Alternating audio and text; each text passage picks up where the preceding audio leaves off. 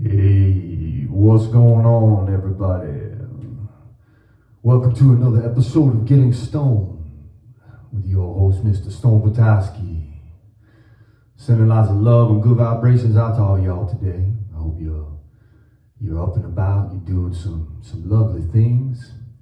You're telling those people that you love them so much and how grateful you are that they're in your life. You're giving thanks for Mother Earth, for the plants, the animals, for the vegetables, for the minerals, for the air to breathe, for the water to drink, for the sunshine to bathe in. Yes, yes, yes. So many gifts we are given each and every day. Do not take it granted. Do not take it for granted.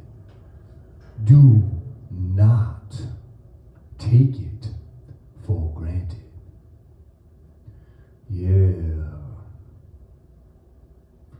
You know what else? Yeah, you sure do. Aha. Hugging it up. Come on. Yeah, sending a big old hug out to all y'all. Feels good, doesn't it? Feels good, doesn't it? All right. Nothing like some hugs. Yeah. Things just keep on being crazy, don't they? I don't know. I mean, I just hop on these little this little show of mine here, and the crazy just keeps on crazying. So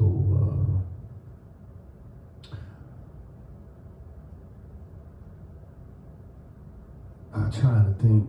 There's so many people swirling around in my head that have inspired me. Ramana Maharshi perhaps said this, something to this effect, anyways. And if I'm wrong and it was some other cat, then I'm so sorry. I just say thank you to all the wisdom keepers, all the elders that have gone before us, that have paved the path, if you will. Although it's important to remember, as Krishnamurti said, truth is a pathless land. I do agree with that all the day long. But back to Ramana Maharshi, your own self-realization is the greatest gift that you can give. I think it was that brother that said that. Could have been Yogananda. Could have been. Anyways, you go look that one up. You'll see who the hell said it. But bottom line is your own self-realization. It is truly the greatest blessing that you can give yourself, but also it's the greatest gift you can give to humanity. I know there's a lot of suffering happening in the world, and we all often are looking for ways to ameliorate some of that suffering. And I think oftentimes we look externally to those kind of so-called actions we can take. We donate some money, or we go out to into the local neighborhood and we pick up the trash. And all that's good. That's definitely. I'm certainly not saying don't do that. Don't do that shit. I say go do it. Gives you a feel good, and then of course the neighborhood looks really nice because you and your friends took the time to pick up the trash. So by all means do that kind of thing. But in the big picture scheme of things, like peace on earth and making sure everybody's fed and has the basic needs met, I think in those kind of situations, your own self-realization is the key to the possibility that those things can be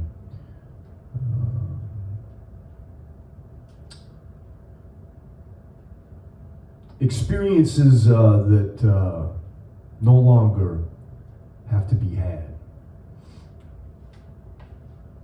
Of course, then I start thinking about it, and I'm just like, oh yeah, right. No, that's what life on planet Earth is.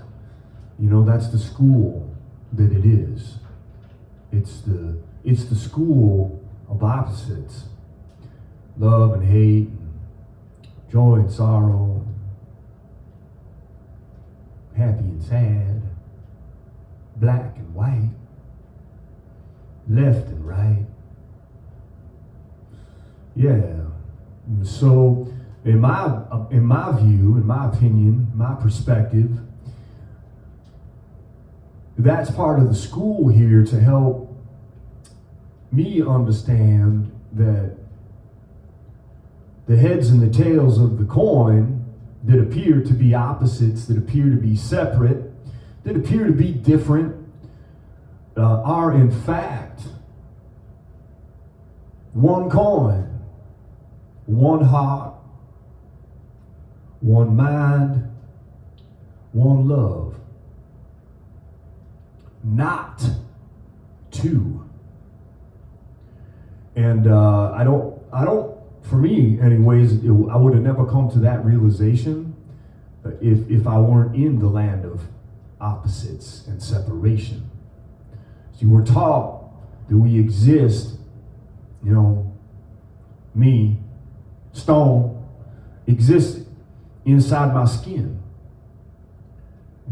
That's the worldview, at least that us Westerners are taught. And so you have to deprogram.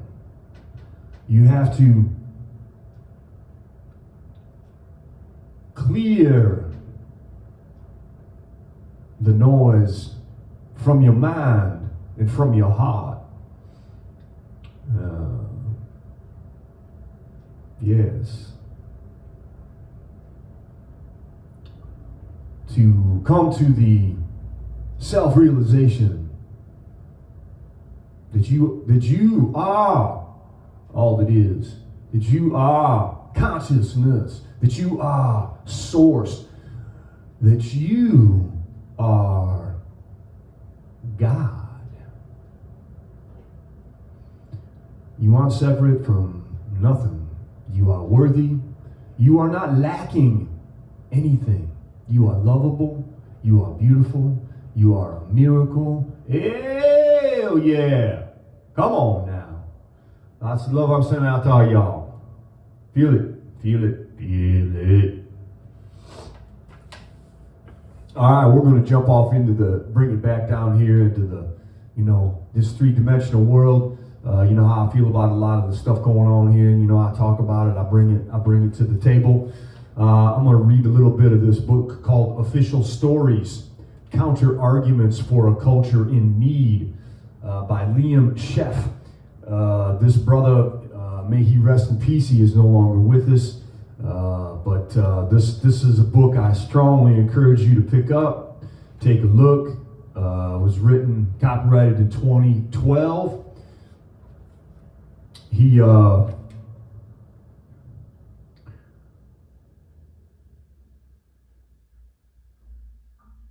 What does he say? The opening line to this book, the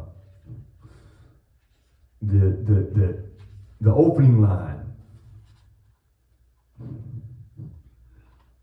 Yeah, official stories exist to protect officials. So he goes into a whole bunch of different topics in this one. Talks about a gentleman by the name of Smedley Butler. He was a Marine general. Talks about the CIA. He talks about JFK assassination. He talks about 9/11. Talks about vaccination. Talks about HIV. Talks about Darwin. Talks about the Big Bang. Yeah. He even talks about how Shakespeare maybe ain't Shakespeare. So the official story of each of these topics he dives into and takes you on a different journey. Perhaps a more truthful one. Perhaps a more honest one. And I found this book to be incredibly enlightening, comforting. It's funny. He's funny. He's got a great way with words. He's talking about it's a topic. These are topics that are pretty intense.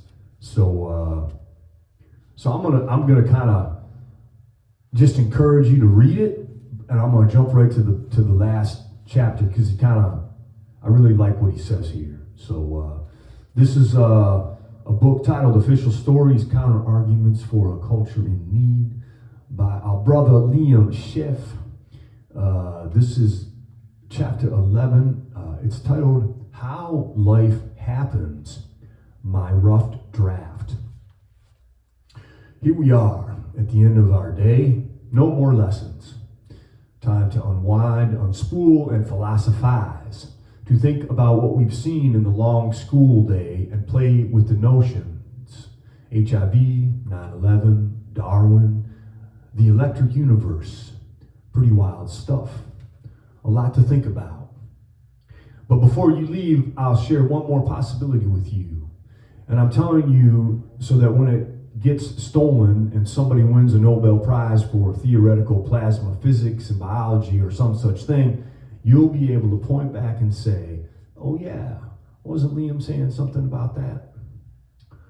We dispense with Darwin pretty well, or really contemporary evolutionary biology has.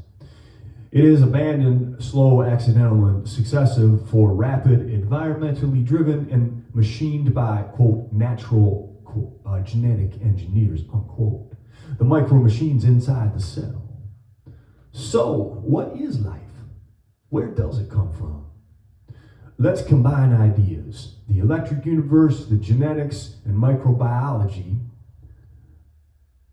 and see if we can come up with something more interesting and more honest than survival of the fittest. Now, I present you with my little theory. I hope it pleases. I think there's a lot to it. It goes like this. Today, scientists are always looking for the start of everything. How did life first come into being? How did it first form into a cell, an amino acid, a string of digitally encoded DNA? My answer is, that's the wrong question. We'll never see the beginning. We should be more interested in watching the process, because it didn't begin here and we'll never see the start. We can only watch and learn about the unfolding. So here goes. Life is ubiquitous and eternal. We live in an electrical universe. Currents travel light years and deposit charge and information in all of the nodes they course through. The universe is filled with planets booming with what we call life. But the universe is itself alive and thinking. The life that has been and the information that encodes it travels the intergalactic circuits on currents of electrical energy, like blood through a circulatory system, like air through the lungs. Life doesn't evolve on any planet. It unravels its experience from current and previous forms and expressions. Information is shared across galaxies and stored or remembered in the electrical matrix that powers all things. It doesn't haphazardly evolve a new form. The universal mind, of which we are a manifestation, plays with structures that it has made an infinite number of times, capitulating and recapitulating forms and mechanics that it holds universally. Life didn't, quote, evolve on Earth, unquote. Earth was a suitable planet, warm and wet, for life, the electrical animation of water and elements in a tissue, to do what it always does, everywhere in the universe. To pop up and say, this looks like a good field to bloom in. Scientists like to imagine that life is a bit of pollution, or that it came about by sheer accident. This is a madness that grips the modern mind. Go to a field, dig up all the grass until it is just dirt. Cover it with a bed of small stones and let it lie fallow. Now, pull back the stones and count the hours until small green plants have descended from airborne seeds into your barren plot. and count the short days until it is green again. This is how life works. This is what Earth is. One of an infinite number of fertile plots of land in an infinitely seed-bearing universe. Life isn't an accident. It is the constant state.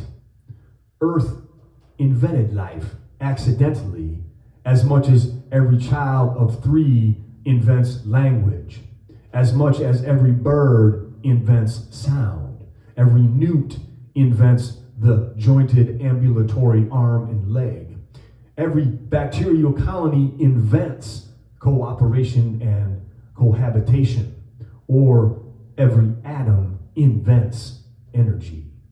They are part of an infinite system. No need to invent, only to express. These repeating motifs, energy, pattern, form, mechanics, symmetry, hierarchical layering, mobility through water, on mineral surfaces, and through gases, in creative, recapitulative, and reorganizing bodies. This is what the manifested universe does and is.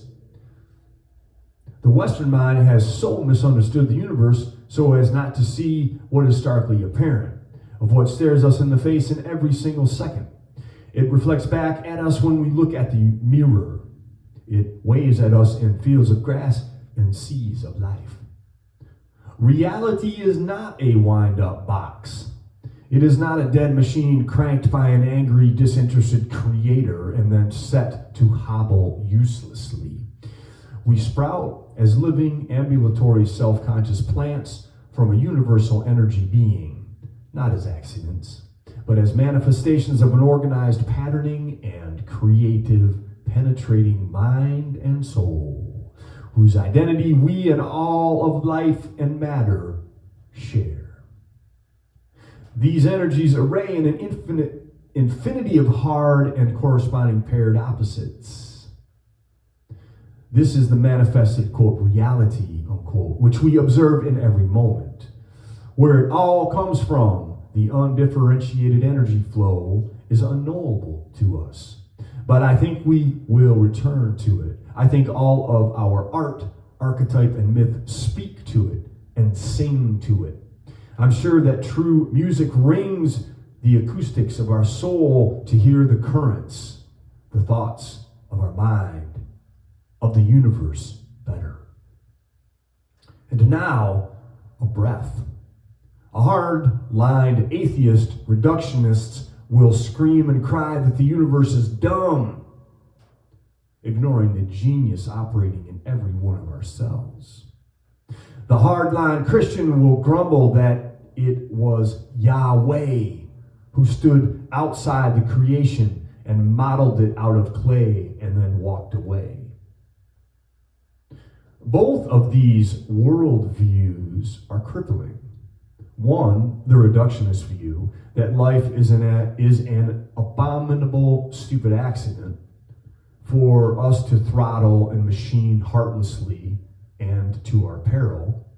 Two, the Judeo-Christian, that the mind, heart, and soul of the creative force is always and permanently outside and away from us and all we touch.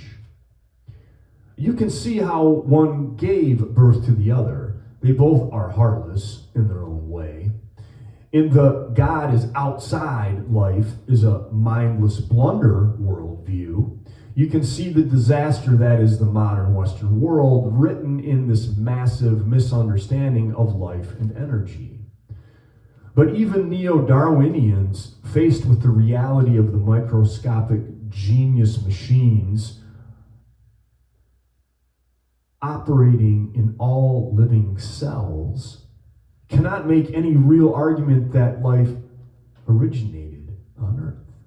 They too have put the source of life into outer space, but they haven't let go of the notion that it is still a mechanistic transfer of material from asteroids that then accidentally manifests as life. They are the most mentally self-crippling bunch you'll ever meet. Life the movement of energy through bodies, as far as we know and will ever be able to tell, has always been in the universe. And if that sounds like a cop-out, at least it's not storytelling. I can't show you the beginning or end because I don't see one. I see energy in all its forms, subtle and bold, cooled and inflamed, coiled, structured, looped, layered, electromagnetic, and always, always thinking. Or where do you see the X where it began? It's nowhere in space. It's nowhere on Earth. It's like asserting that one stretch of copper in a 1,000-mile wire is where electricity started. Or that one electric star in the electric universe was the, quote, first, unquote, to receive the electron flow and glow dimly or brightly. And where did the electron flow come from, you ask? My answer, it is. It has always been.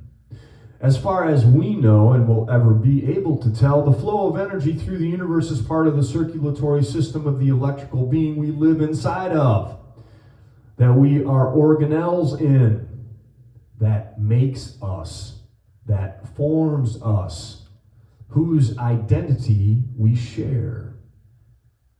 God is a word we use to describe the spirit, energy, and intelligence that infuses all of us. When we bind those notions to small, human-scale historical events, we handcuff our understanding to a bland, literal reading of minuscule moments in some civilization or another. In doing so, we destroy our understanding of the greater being, whose identity we share in, whose mind is the pattern we see in the jointed limbs of creatures, in the flagellular rotor tail of microorganisms, in the double layer of plasma cells in space, and the double layering of electrically polarized molecules in our cell walls. The macroscopic recapitulates the microscopic in all ways, all the time, because they emerge from these same habits of mind, from the same creative recapitulative process. The ancient philosophers were on to this. They understood that life emerged from pre-existing molds and that they manifested in rearrangement of those ideas, patterns, and structures. Every bird shares common structures, as do all insects, as do all fish, but so do the mammals that live in water. Because life manifests in conjunction with every new environment. Life in water unrolls modified for water. The rest of life is to carry water with it and does so in endless variety.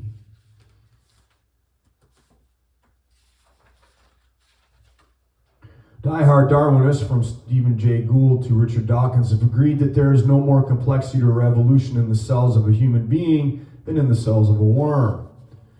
There is no progress. There is creative recapitulation. The universe plays jazz with form. The manifested energy has a tendency to greater hierarchical stacking of forming nested hierarchies, to quote the wonderful thinker Rupert Sheldrake. To stack and honeycomb and form increasingly complex shapes and structures out of already perfected ones. The universal mind likes to take an old standby, a genius machine like the tail rotor of a flagellum, or a microtubule passageway, or a wobbling ambulatory subcellular robot. And we are filled with these little guys, by the way, that stacks them, structures them, enlarges, diminishes, expands, arrays to play with them. Because it is play. It is a creative game. The duck-billed platypus will help you understand. Life plays, amuses itself with pre-existing form and structure. We living things don't evolve by random chance and accident. The forms and structures in an electrical universe flow. They bind into cellular shapes and charged plasma. The delicate symmetry of hourglass nebulae. The hairy electrical currents of star forges. These manifest in us as arteries and veins, as coiling carbon and calcium, as electron transport mobilizing tissue, as life. What we call consciousness, though, is a mirroring process. It is a reflection of an awareness of surroundings. We are in possession of a mind that is both joined and slightly distinct from the universal mind. Slightly distinct in that our brains and bodies can seem to us, in a misapprehension of reality, to be separate from our environment, to be distinct. But how separate are we from the energy sources that flow through us? How long do we survive without the environment that births us in every second? The constant current of energy, gravity, solar power, water, and electromagnetic flow that animates, powers, breeds ideas and thoughts in us. We don't. We are not separate from our environments. We are relatively stable pattern energy in an environment. We are not isolated things. We are receiving and transmitting. We do not originate thought. We are transceivers of energy. Transceivers for energy and information. It flows into us, through us, and out of us. Reconfigured slightly by our particular natures, a nature of combined elemental energies at work and at play. And if this is so far off the beam for some of you, let me ground it in something you may be familiar with.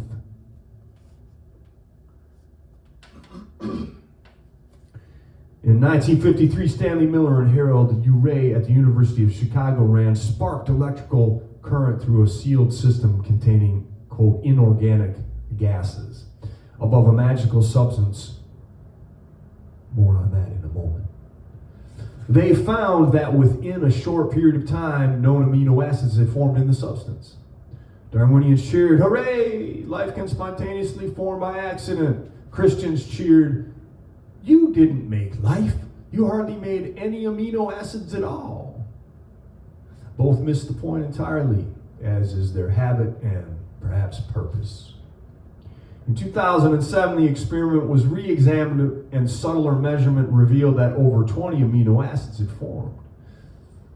And by adding other gases to the mixture, even more of the molecular players in cellular life would arise spontaneously. Scientists of our current breed like to call what's happening, quote, self-organizing, unquote.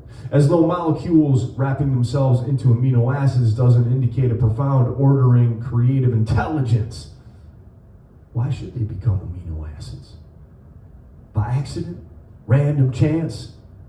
Gosh, what a story these guys like to tell themselves. What happened in the Miller-Urey experiment was this. They created the environment in which the embedded, coded, always present signature and active program of life could unfold and burst into being. It wasn't spontaneous self-organization by random chance. It's the intelligent universe, ever present, always there waiting. It just needs that magical ingredient to begin to unfold in. Water. There is something about the polar molecule of H2O that unravels the coded information traveling on the electrical currents of space. Researchers today are falling over themselves talking about the self-organizing nature of water, its responsiveness to sound and vibration, changes in its crystalline shape when affected by different environmental stimuli. And let's add what they leave out. Water forms a prism. It plays with light and energy and enters into what we call holography. It is an electrical conductor. It is a refractor. It is a polarized molecule that defines gravity in floating sheets. It is the plasma that carries the current here on Earth. Water. Water carries the signal. The signal unfolds and manifests in all of the shapes and forms that it can do, that local environmental conditions permit and support. The universal signal certainly manifests differently in different conditions, hence that infinite variety of life. What life looks like on other planets depends surely on the local environment. What is the mineral? Carbon, silica, zinc, What is the liquid? Is it always H2O? You can play with these concepts even in homespun labs with very simple experiments. But you can understand that from environment to environment on Earth, in its range of minerals, altitudes, temperatures, and wetness, there is a singular playfulness in the expression of life. Anyone studying the million-colored insect and animal species on the planet will tell you somebody loves to play with form and color, size and smell and arrangement. Some mainstream scientists have clued into this. Geologist Vladimir Vernadsky and the wonderful Lynn Margulis understand that life is animated water. And that's it. Pile the electrical current that is the universal currency through the body of any warm, rocky, and wet planetoid, bathed in the anode glow of a low-voltage brown or red dwarf star, and life unravels, unfolds, and plays its ancient game. It doesn't evolve. It comes ready to fully form and then to play with that form, assemble it differently, creatively, borrowing and swapping bits and pieces wholesale. Life seems to like to play with increasingly layered arrangements of hierarchy, to assemble structures within structures, to form fracturally nested Russian dolls. But nothing that we are is more complex than what is happening in a single cell. We see ourselves as different than the perfectly coiled matrices of minerals and gems, or the squiggling life of zooplankton, or the ambulatory life of salamanders. For one reason, and one reason alone: we sense our own thoughts. We have a reflective consciousness. Our awareness reflects backward onto itself. We are aware that we think. We are like a river that is aware that it flows. We no longer simply flow. We analyze the flow. We think we created it. We imagine it is an accident. But we can't stop flowing, and we can't control the movement. We simply ride along and tell ourselves stories about it. But wouldn't it be better for all of us if we told more accurate stories? God is not a man that made the universe and walked away. The thing we ought to, in my opinion, call God is the creative electrical, magnetic, elemental mind, body, and soul of the universe.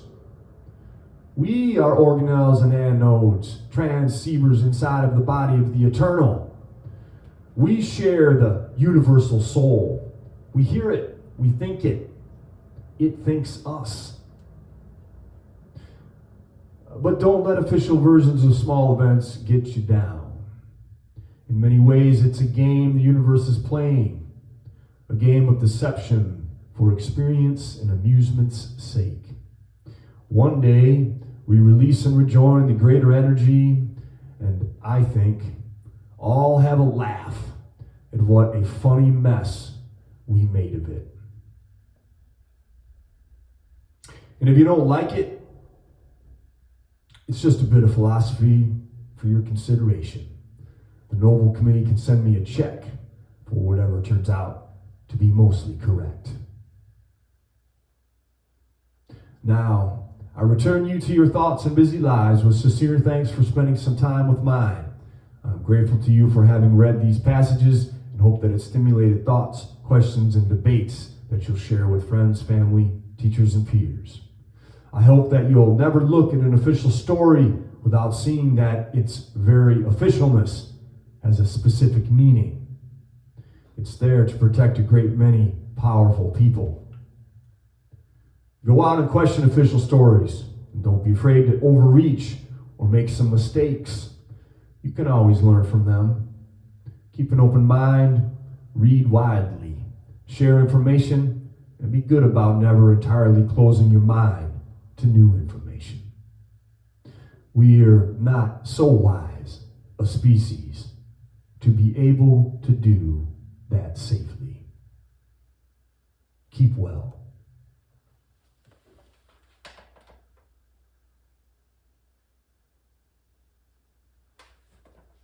Yeah, does that not just blow your mind? Does that not just blow your mind? Come on now.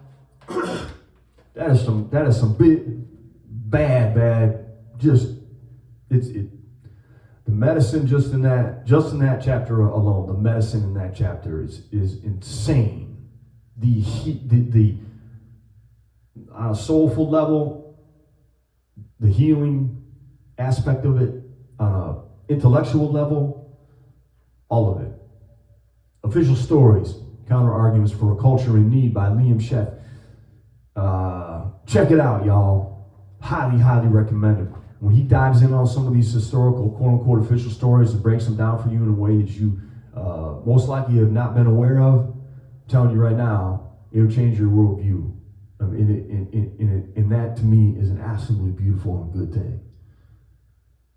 All right, enough said. Thank you, brother Liam. Thank you.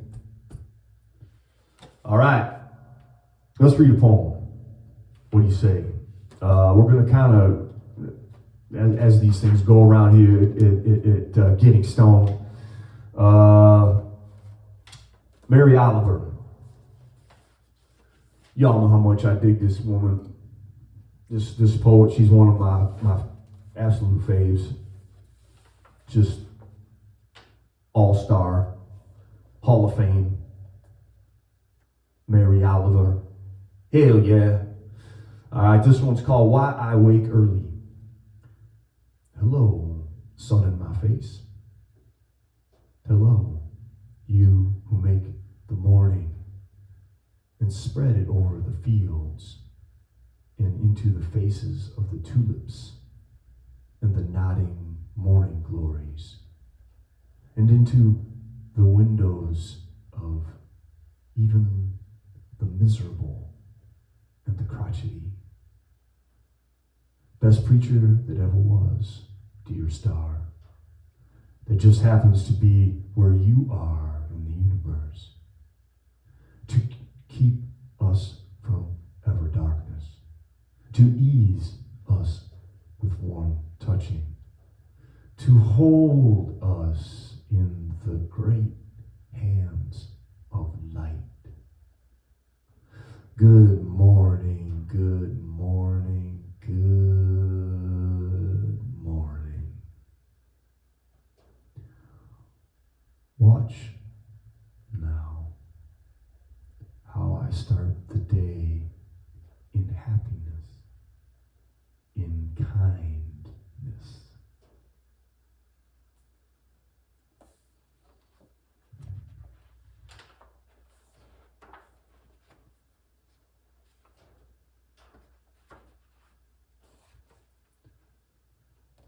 This one's called Shadows.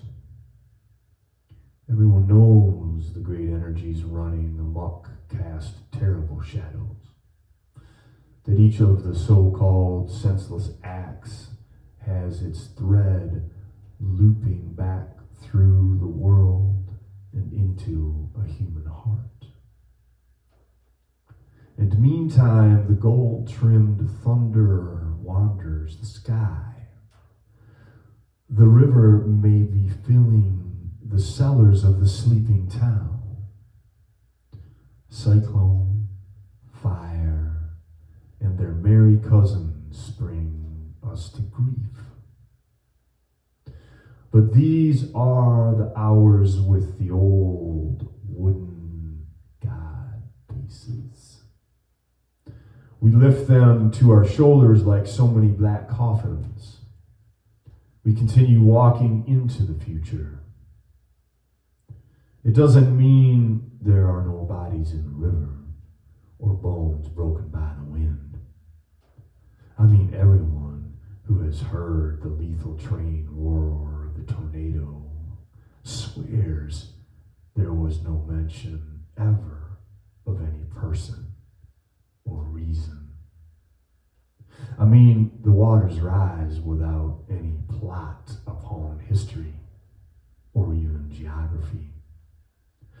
Whatever power of the earth rampages, we turn to it dazed but anonymous eyes.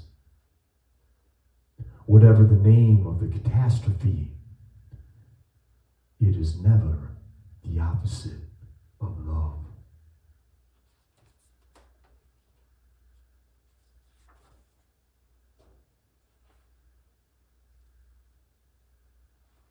All right, one more. I just love this one. I'm going to read it. It's called The Journey. One day, you finally knew what you had to do and began. Though the voices around you kept shouting their bad advice, though the whole house began to tremble and you felt the old tug at your ankles, mend my life, each voice cried. But you didn't stop. You knew what you had to do, though the wind pried with its stiff fingers at the very foundations, though their melancholy was terrible. It was already late enough, and a wild night, and the road full of fallen branches and stones. But little by little, as you left their voices behind, the stars began to burn through the sheets of clouds, and there was a new voice, which you slowly recognized as your own.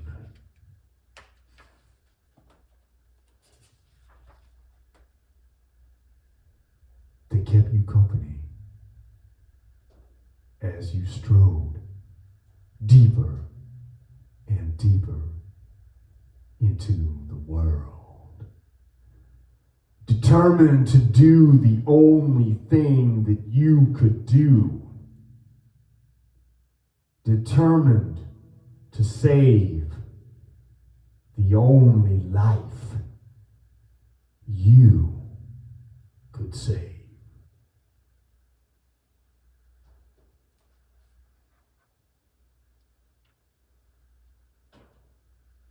Right on. Right on. Mary Oliver. Mary Oliver. Whew. Damn. All right. We're going to do our little tune here. This one's an original. It's called Earth Mother.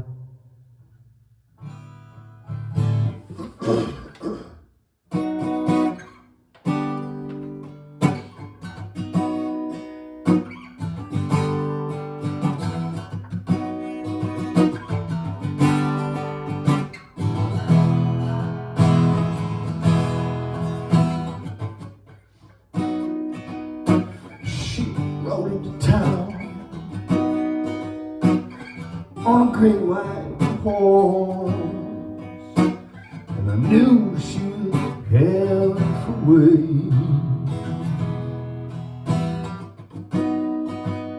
She wasn't taking no credit, she was kicked in the ass, and I knew it was Judgment Day.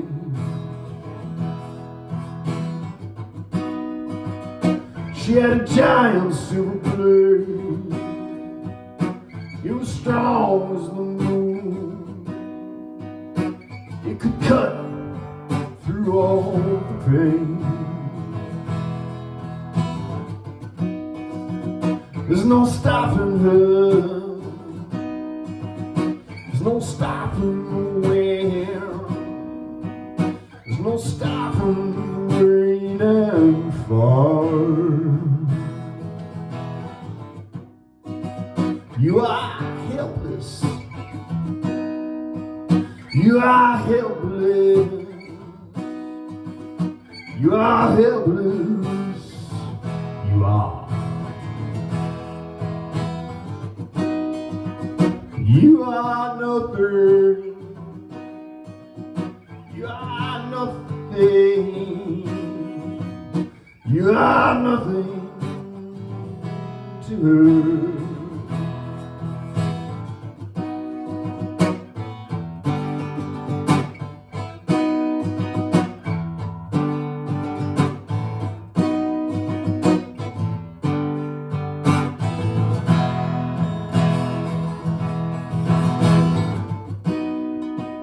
Such disregard we have brought to life,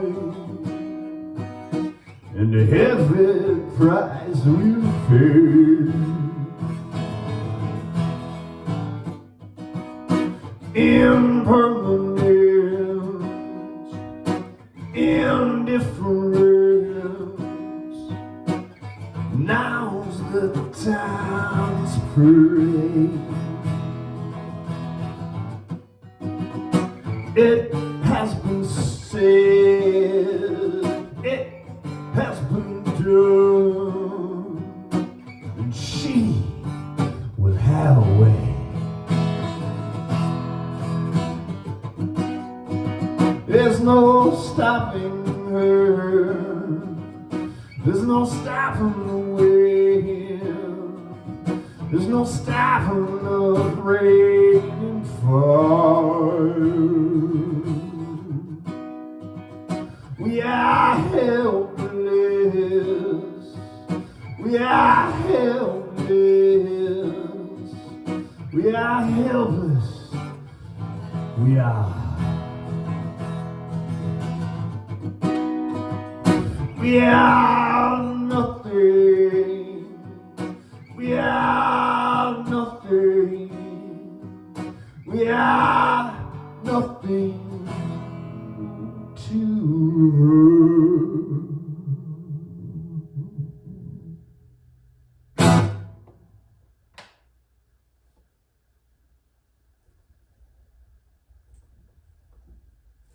Peace.